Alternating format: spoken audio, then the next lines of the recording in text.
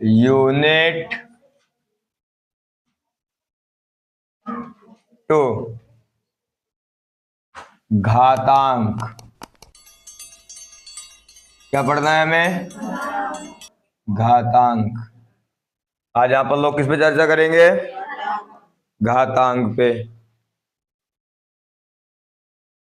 सबसे पहले हम देखते हैं घातांक कहते किसे, ठीक। उसके बाद फिर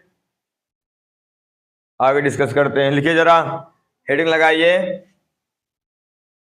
घातांक और आधार। घातांक और आधार। अगर ये सब लोग हेडिंग फटाफट लिखो। इसकी थोड़ा सा डिफिनेशन। जब किसी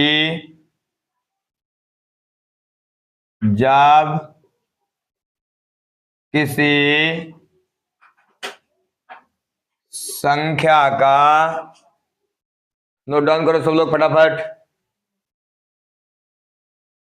जब किसी संख्या का गुणा स्वयं उसी संख्या से कराते हैं तो गुणा की जाने वाली संख्या को आधार कहते हैं, और जितनी बार गुणा किया जाता है उसे घातांक कहते हैं। क्या कहते हैं?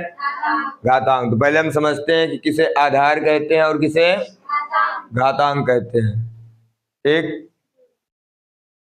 देखो, सपोज दैट हम कोई एग्जाम्पल ले लें। क्या ले लें? एग्जाम्पल। लिख गया सबका? है समझना। देखो, मान लो एग्जाम्पल में हम लेकर चलते हैं जैसे 6। क्या? अब मान लो हमने 6 गुणे 6 गुणे 6 गुणे 6 गुणे 6 कितनी बार कराया? 6 बार। 6 बार कराया ना, ठीक। तो देखो, इसको हम कैसे लिख सकते हैं? क्या लिखा है कि जब किसी संख्या का गुणा स्वयं, अब देखो 6 है ना, और 6 का गुणा 6 से ही स्वयं उसी संख्या से कराते हैं तो गुणा की जाने वाली संख्या को आधार कहते हैं। अब पहले बताओ ईमानदारी से, हमने किससे गुणा करवाया है? 6 से। अब कितने, यानी कि उस 6 का ही 6 में करवाया है। किसका करवाया है? 6 का ही 6 में करवाया है ना। इसमें 6 को हम क्या कहेंगे? आधार। क्या कहेंगे? यह तो लिखा है ना, जब किसी संख्या का गुणा स्वयं उसी संख्या से कराते हैं तो गुणा की जाने वाली संख्या को क्या कहते हैं? किसका गुणा किया जा रहा है? बार बार 6 का किया जा रहा है ना। ये 6 हमारा क्या हो गया? आधार। क्या हो गया?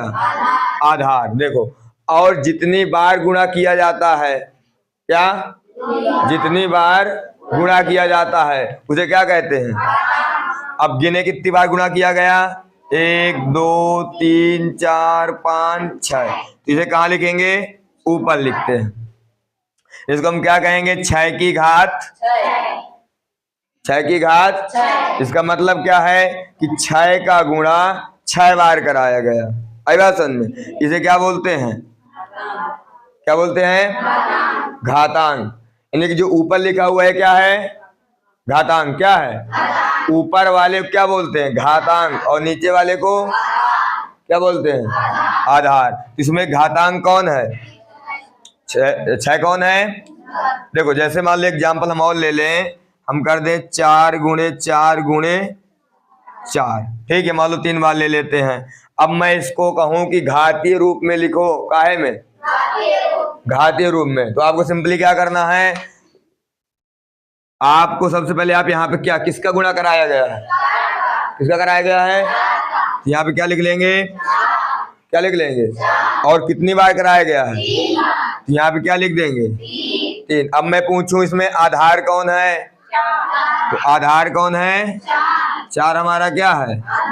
और 3 क्या है? क्या है? घातांक। तो आधार और घातांक सबको समझ में आया कि नहीं आया? कितनों को आया? Very good. पक्का? आगे बढ़े? नोट कर लिया है? नोट किया कि नहीं नोट किया? 1 मिनट रुको, इसे नोट पर बता रहे हैं। इसको 6 की पावर 4, तो ये क्या हो गया हमारा ऊपर वाला? आधार, सॉरी घातांक, क्या हो गया ये? घातांक। और नीचे वाला क्या हो गया? आधार। इतना नोट कर लो, ठीक है। हम एक क्या करते हैं, सबसे पहले एक सारणी ड्रा करते हैं। क्या करते हैं? एक हम पूरी पूरी टेबल ड्रा करेंगे। क्या बनाएंगे? एक सारणी। इंग्लिश में बोले तो टेबल। क्या बनाएंगे? देखो यहाँ पे हम लिख लेते हैं घातीय संकेतन। क्या लिखेंगे? घातीय संकेतन। ये क्या हो गया हमारा कॉलम? घातीय।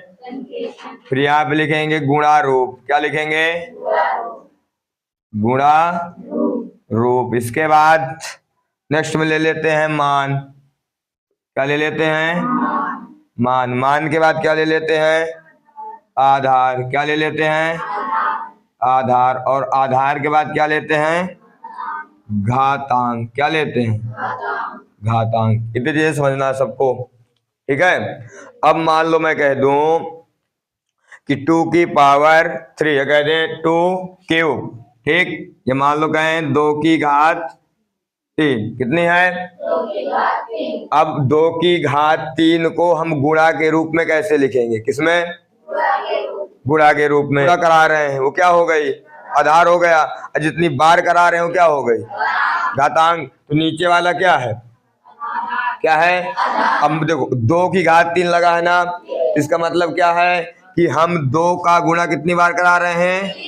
ये चीज सब लोग एकदम ध्यान से समझेंगे, ठीक है।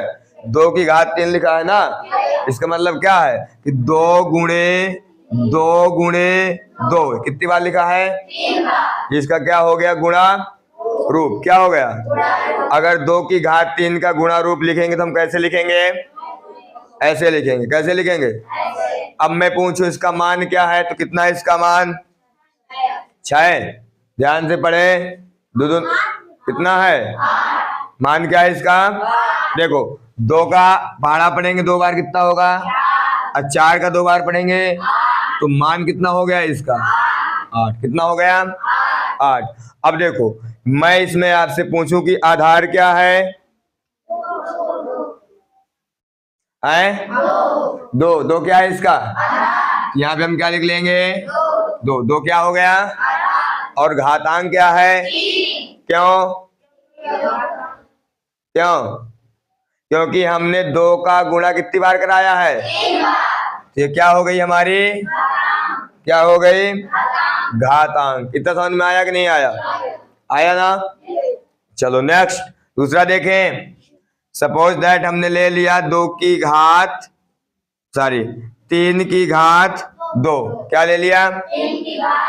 3 की घात 2 लिया है ना। इसका मतलब क्या है? बोलो कि हमने, इसका मतलब क्या है? यानी हमने 3 का गुणा कितनी बार कराया है? कितनी बार? 2 बार। 3 गुणे 3। अब मैं पूछूं इसका मान क्या है? क्या है? 9। इसमें आधार क्या है? 3, क्योंकि किसका गुणा करवाया है? 3 का। तो 3 क्या हो गया? और कितनी बार कराया है? तो घातांक क्या हो गया? 2। समझ में आ रहा है कि नहीं आ रहा है सबको? पक्का? किसको दिक्कत? समस्या? प्रॉब्लम? चलो इतना समझ में आया कि नहीं आया? ऐसा कोई प्रॉब्लम नहीं। देखो और देखें, जैसे मान लो हम कह दें कि 5 की घात 6। क्या? 5 की घात 6। अब 5 की घात 6 है ना, इसका मतलब क्या है कि 5 गुणे 5 गुणे 5 गुणे 5 गुणे कितनी बार हुआ? 5 बार हुआ। एक बार नीचे लिख लेते हैं 5 गुणे 5 गुणे 5। आई बात समझ में? अब इसमें देखो बेटा, अगर इसका हम गुणा कराएंगे तो कितना होगा? 15,625। कितना हो जाएगा? जब 5 गुणे 5 गुणे 5 गुणे 5 6 बार कराएंगे कितना हो जाएगा? 15,600। तो इसका मान कितना है? 15,625। 25। और इसमें आधार क्या है? क्यों? क्योंकि हम 5 का गुणा करवा रहे हैं। किसका गुणा करवा रहे हैं? और घातांक क्या है? क्या है? क्यों? क्योंकि 5 का गुणा हमने कितनी बार कराया है? 6 बार। यहाँ तक समझ में आया ना? तो बेटा ये क्या है? घातीय संकेतन है ना।